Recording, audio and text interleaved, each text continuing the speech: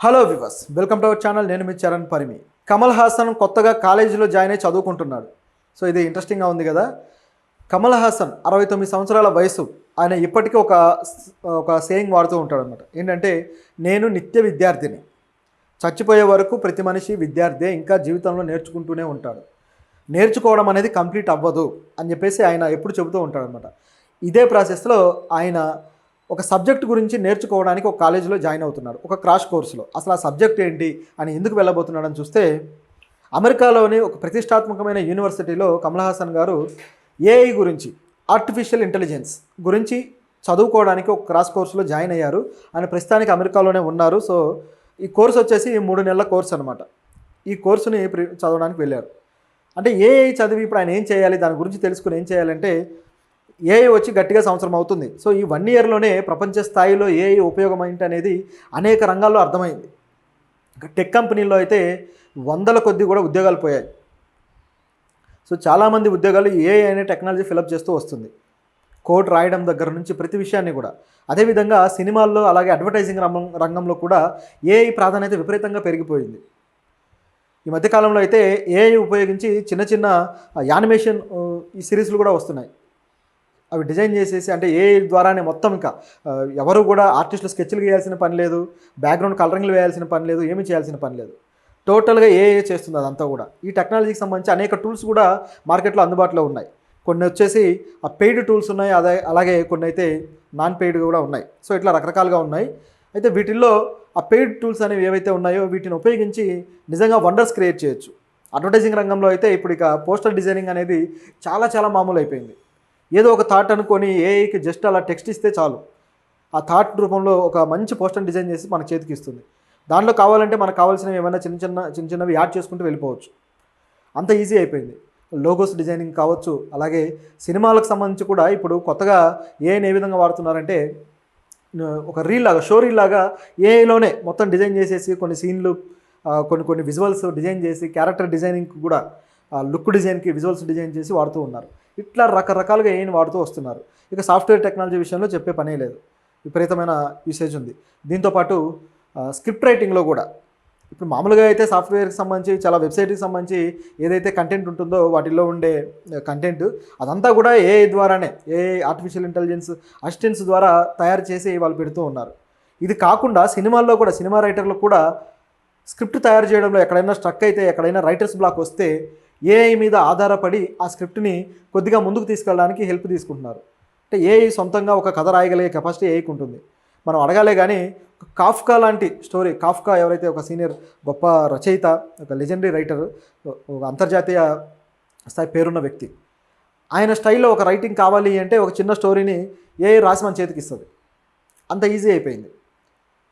So ఇందులో రకరకాల tools ఉన్నాయి. ఇప్పుడు ఏఐ జెమినీ ఉంది, అలాగే చాట్ జీపీటీ ఉంది, ఇట్లా రకరకాలుగా ఉన్నాయి.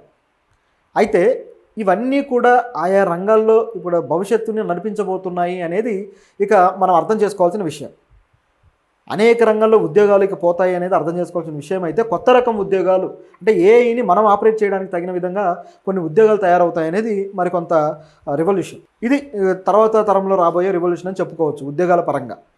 ఇదిలా ఉంటే సినిమాల్లో ఏఐ ఉపయోగం ఏ స్థాయిలో ఉందనేది ఇప్పుడు నేను చెప్పినట్టుగా రకరకాలుగా కనిపిస్తూ ఉంది.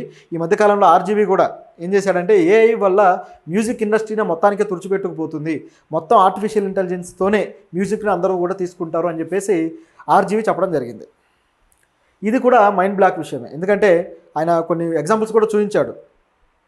ఆర్జీవీకి బాగా నచ్చిన పాట ఒకటి, గులాబీ సినిమాలోది, మేఘాలలో తేలిపోమనే సాంగ్ అనుకుంటా. ఆ సాంగ్ని ఏఐలో వేరే ట్యూన్లో వినిపిస్తే ఎలా ఉంటుంది, వేరే ఇన్స్ట్రుమెంటేషన్ తోటి అని చెప్పేసి ఏఐని అడిగితే, ఆర్టిఫిషియల్ ఇంటెలిజెన్స్ టూల్లో అద్భుతమైన సాంగ్ ఒకటి బయటకు వచ్చింది. పూర్తిగా కొత్తగా ఉంది అది. ఏ అనిరుద్ధ్ మ్యూజిక్ కొట్టినట్టుగానో, లేకపోతే ఏ దేవిశ్రీ ప్రసాద్ మ్యూజిక్ ఇచ్చినట్టుగానో కొత్త ట్రెండ్లోకి వచ్చింది. అలాగే తన సొంత సినిమా శివ, ఆ సినిమాలో ఉన్న పాట కూడా, బోటనీ పాట ఉంది, పాటను కూడా వేరే ట్యూన్లోకి తీసుకుంటే అది కూడా వచ్చింది. సో ఈ రకంగా ఏఐ అనేది మొత్తానికి ఒక మ్యూజిక్ డైరెక్టర్ అయిపోయింది, అలాగే సింగర్ అయిపోయింది, అదేవిధంగా ఇన్స్ట్రుమెంట్ వాయించే వాద్యకారుడు అయిపోయింది. ఇట్లా రకరకాలుగా ఏ టెక్నాలజీ అయినా సరే మనుషుల మనుగడకి ముందుకు తీసుకువెళ్ళడానికి ఆ ట్రెండ్లో ఒక రివల్యూషన్ తీసుకొచ్చి ముందు పెడుతుంది. అటువంటిది టెక్నాలజీ ఇది. గతంలో అయితే రేడియో వచ్చినప్పుడు అటువంటి టెక్నాలజీ కానీ అందరూ భావించారు.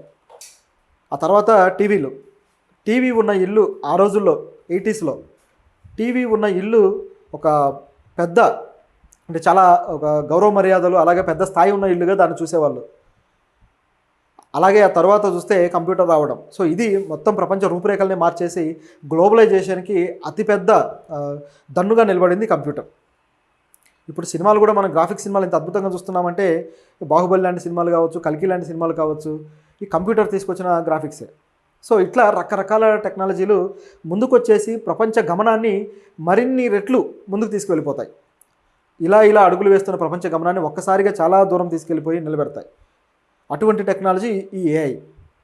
అయితే దీనివల్ల నష్టాలు కూడా ఉన్నాయనుకోండి, అది కూడా పాయింటే. కాకపోతే దీనివల్ల ఏమేమి ఉపయోగాలు ఉన్నాయి, దాన్ని ఎలా ట్రైన్ చేయాలి అనే విషయంలో ఇప్పుడు కొంతమంది ఏఐ కోర్సులు అయితే తీసుకొచ్చారు. ప్రైవేట్ కోర్సులు కూడా మన ఇండియాలో చాలానే ఉన్నాయి. కాకపోతే అమెరికాలో ప్రతిష్టాత్మక యూనివర్సిటీలు కూడా ఇవి ఆఫర్ చేస్తున్నాయి. ఇందులో భాగంగా ఒక యూనివర్సిటీ నుంచి ఆఫర్ చేసిన కోర్సులో ఇప్పుడు కమల్ హాసన్ గారు వెళ్ళి నేర్చుకుంటున్నారు. ఆయనకి ఎందుకు అంత ఇంట్రెస్ట్ అంటే, కమల్ హాసన్ గారు కేవలం నటుడు మాత్రమే కాదు, మంచి డైరెక్టర్ కూడా, అలాగే మంచి స్క్రీన్ ప్లే రైటర్ కూడా. చాలా అద్భుతంగా ఆయన స్క్రీన్ ప్లే ఉంటుంది. అలాగే మేకప్ విషయంలో కూడా ఆయనకు చాలా విషయాల్లో అవగాహన ఉంది. అంటే సినిమాకి సంబంధించి ప్రతి విషయంలో ఆయనకు అవగాహన ఉంది. కాకపోతే ఈ వీటిలో ఆయనకు ప్రావీణ్యం కూడా బాగా ఉంది.